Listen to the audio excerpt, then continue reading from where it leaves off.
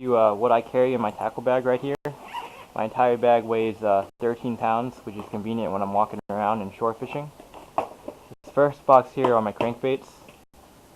This is my one and only hard swim bait, Spro BBZ. And here are a couple Rapala shad wraps. And here's another Rapala crankbait which dives about 14 feet. And moving over, I've had some Strike King crankbaits. I got a 6XD which dives over 20 feet, given the right line. And a couple of 5XDs which dive 15 feet.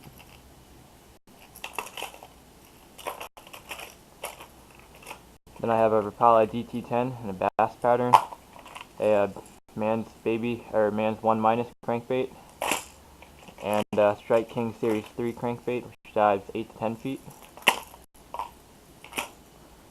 Then I got a bunch of KVD square bills right here. You can see 2.5s down here in a sexy sunfish and bluegill pattern. Then I got some 1.5 shad pattern, bluegill pattern, and this crawfish type pattern. Then over here I've got a bunch of different crankbaits.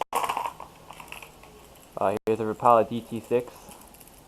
The bill actually broke off on a cast, so I glued it back together and it runs perfectly fine. A couple of smaller Series 3 crankbaits, Strike King.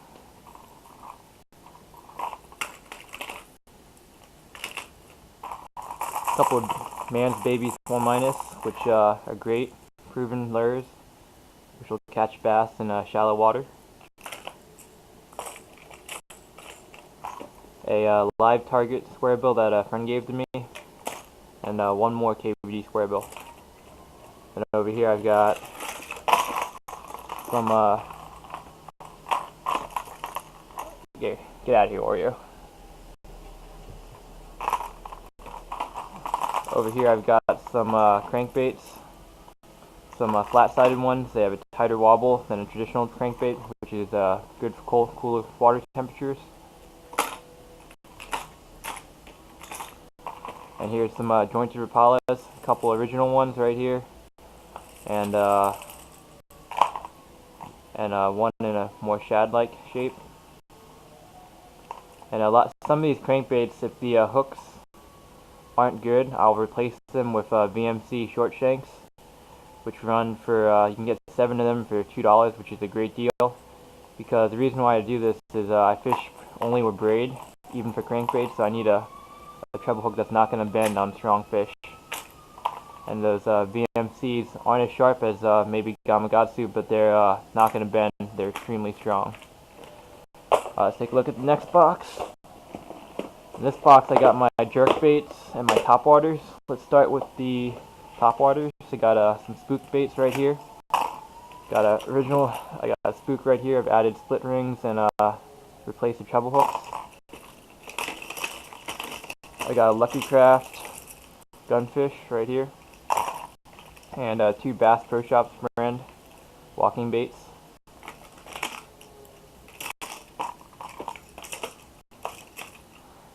And then I got some poppers and jitterbugs over here. Here's a big jointed jitterbug, smaller jointed jitterbug, and a black jitterbug, which is one of my favorites to fish at night. I got a Rapala Skitter Pop, walks really well and has great popping action. And then a Yellow Magic popper, which has a perfect popping action right out of the box. I got another Yellow Magic one right here in a smaller version. And the hooks on these Yellow Magic ones are really weak, so I replaced them already.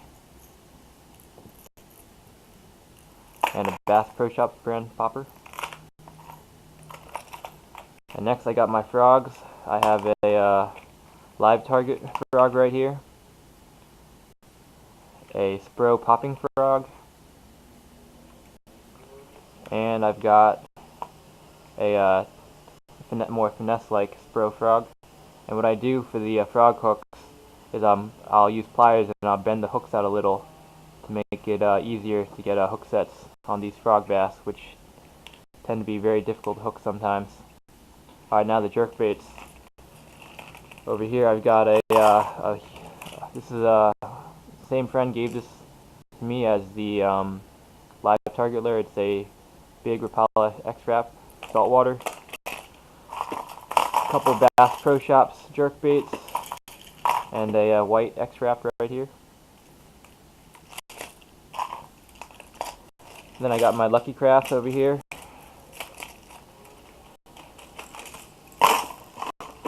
I got here's a deep diving Lucky Craft pointer.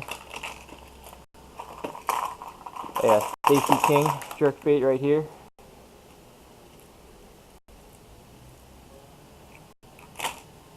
And a couple more pointers right here in bluegill and shad patterns. And over here I've got a bunch of small crankbait or jerk baits and one random Rapala skitter walk, which I couldn't find room for in the topwater section. Right here. Here's my other pointers right here. A deep diving one, and then two of them that dive 4 to 5 feet in different patterns. Here's a Rapala. I'm not really sure what this is called. I bought it off someone. He sold it to me for $1. It works pretty well. Has a nice flashing action. And here's a small deep diving pointer. Alright. Next box is a lot of randomness. I'll start from the left. Well, as you can see right here, what I do is I got some pre-rigged drop shot hooks, which makes it convenient when I'm shore fishing. I want to use a drop shot rig, but I don't feel like tying one on. What I'll do is I'll use a snap, and I'll attach the snap to this other snap right here, and then it'll be good to go. I just use a split shot, attach it to the end, then it's ready to fish. I can get it on within 30 seconds of me casting. I don't have to tie anything. Very easy, very convenient. And I pre-rig 6 of these drop shots right there in different hook sizes, size 1 and size 1/0. And over here are some chatterbaits, different colors. I got black and blue right here. I like using single-tailed grubs as trailers. Then I got a bluegill type one, and as you can see in this bluegill and white one, the tails of the grubs are bleeding purple because of the other ones, but I don't think it looks bad, so I just leave it the way it is, and I still catch fish just fine.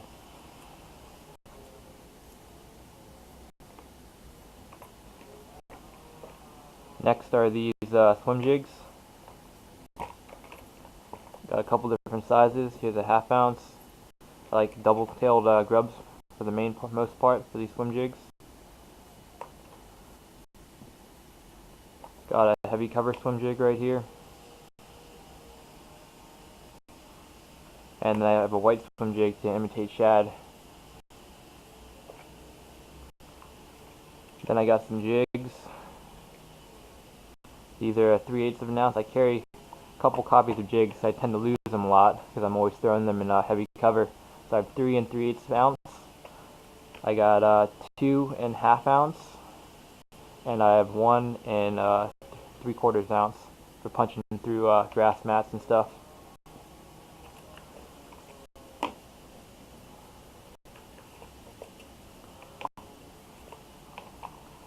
Alright, moving over. I actually carry a couple bobbers in case I find a use for them. Maybe I want to fish a float and fly. Maybe I might want to go to live bait if it's really slow for some reason and try it under a bluegill. I have a pre-rigged right here Reaction Innovation Skinny Dipper. I like to pre-rig my plastics because it saves time when I'm on the water. And I got a couple swim baits right here which I use to catch stripers. Storm walleye swim shads right here. Then over here are all my rattle traps. I've got a lot of half-ounce ones, 2 chrome blues right here, probably my favorite, most productive color.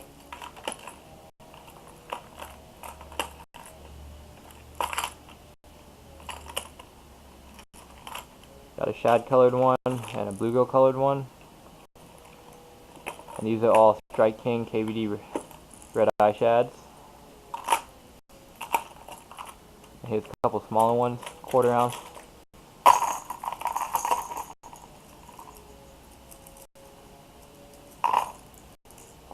Or here's a 1/2 ounce red eye shad and 1/4 ounce Rapala rattle trap and 1/4 ounce red eye shad.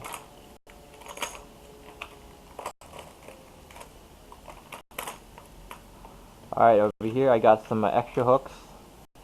Got the trailer hooks for the spinner baits and some 3.0, 4.0, and 5.0 hooks right here, if I find a need for them.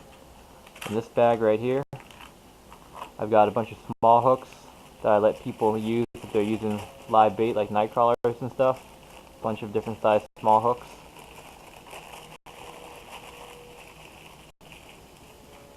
I also got 1 O-ring left, so I need to stock up on those. Those are good for extending the life of Senkos and other wacky worms. Then I got some treble hooks right here, a bunch of different sizes that could be used if a treble hook on a crankbait breaks.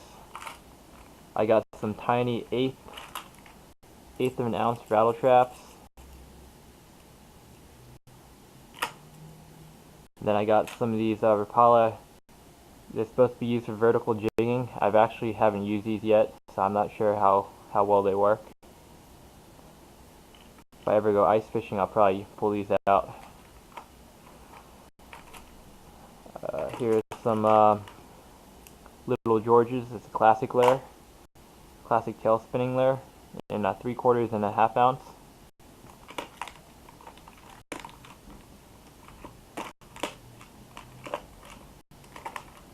And my and 1 inline spinner, which is good for trout.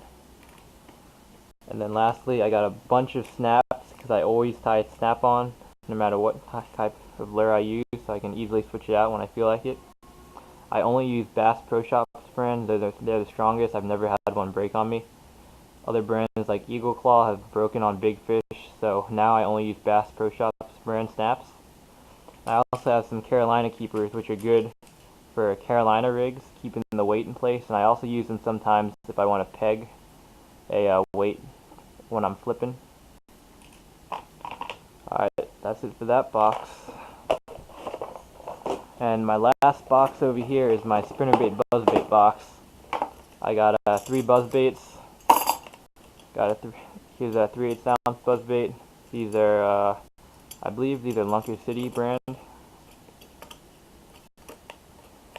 There's a black one over here, good for fishing at night and cloudy conditions. And I got a smaller, more finesse one, which is good for like ponds and stuff. And over here I got my nighttime spinner baits, or really murky water spinner baits. These have a, for the most part, a single Colorado blade, and I got a black and blue with a curly tail grub as a trailer. And there's a terminated one I got on sale for $3. It has a, I think they call this, I forgot the name of this blade. I think it's a, might be an Indiana blade maybe, right here.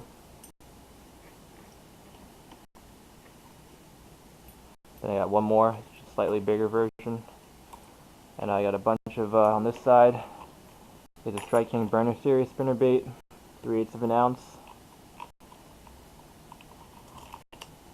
Another Strike King spinnerbait right here, the white one. I like using curly tail grubs with trailers a lot of times, as long as it doesn't mess up the action of the spinnerbait. And then these next ones are terminated ones I got on sale for $3 each on Dick's clearance rack. 3/8 and 1/2 ounce ones. I have a bunch of different colors, some chartreuse, some white, bluegill ones. I pretty much have the color for any situation I might encounter.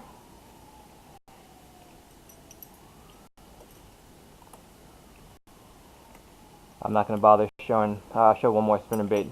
Here's my biggest spinnerbait, it's 3/4 of an ounce. It's good for like fishing ledges or deep water.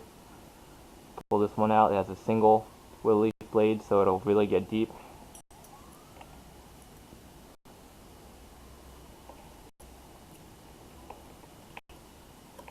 Alright, that's it for the boxes. Now let me show you what I got in my tackle bags over here. Here's my soft plastic bags. I keep them in big Ziploc bags, keep them organized. This first bag here,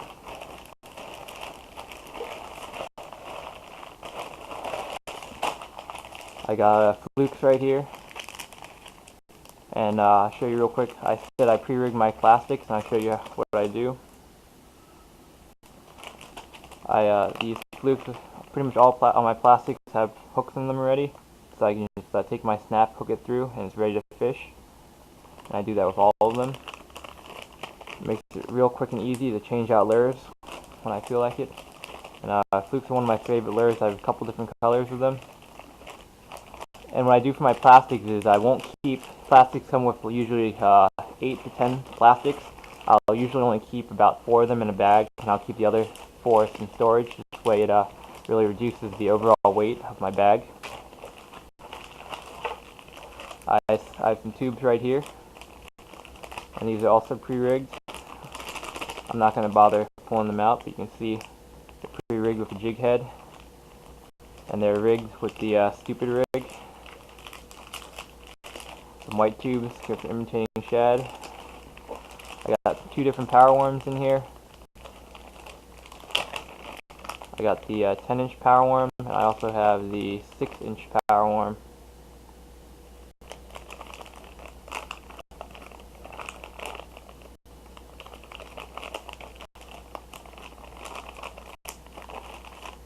And I have a couple crawls here, which can be used to you can rig it on a hook, Texas style, or you can use them as jig trailers. Usually I use them as jig trailers.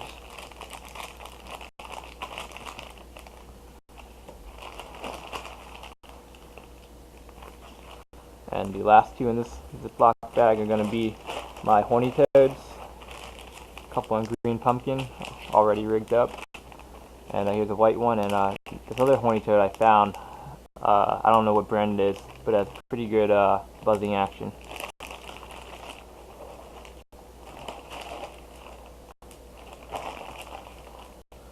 This bag over here, I've got brush hogs in here. I got both sizes. I keep 3 sizes of the 4.5 inch and 3 of the 6-inch ones. Here's some sweet beavers, and the hooks I use for these, for the brush hogs and the beavers, I use hooks like these ones right here. I'll show you. They have the weight already attached. This one's 3/8. I got 3/8 and 3/16 of an ounce, and that pretty much I can usually cover all the conditions for those 2 hooks, weight sizes.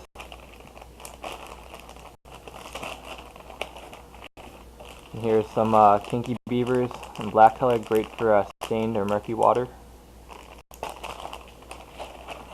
Then I got one of my favorites, Jackall flick shake worms with a flick shake head, 1/8 of an ounce. These worms have great action, and not too many people use them, so the bass will really nail them if they haven't seen them before. I got robo worms, which I use for drop shotting and shaky head.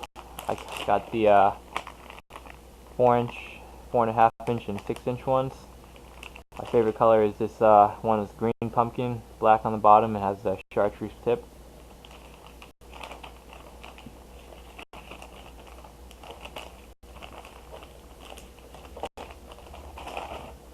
And I have these grubs right here, which are pre-rigged on jig heads.